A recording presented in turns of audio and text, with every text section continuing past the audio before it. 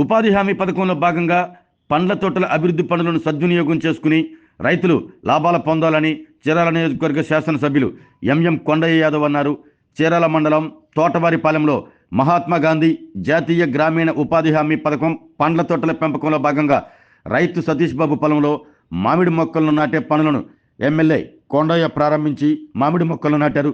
ఈ సందర్భంగా ఆయన మాట్లాడుతూ పండ్ల తోటల సాగుతో తక్కువ పెట్టుబడితో రైతులు అధిక లాభాలు పొందవచ్చన్నారు. పండ్ల తోటల సాగు ద్వారా రైతుల ఆదాయం మెరుగుపడుతుందంటూ వ్యాఖ్యానించారు.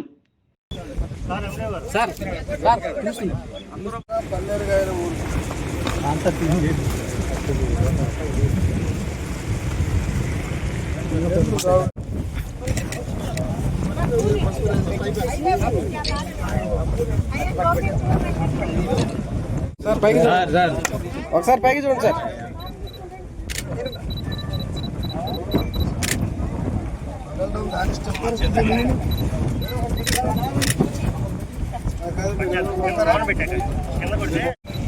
మీరు ఫోటో తీసుకోవడం ముందు బాధపట్టుకోవడానికి వచ్చారు. దిగండి పోయిన మట్టిపోయిన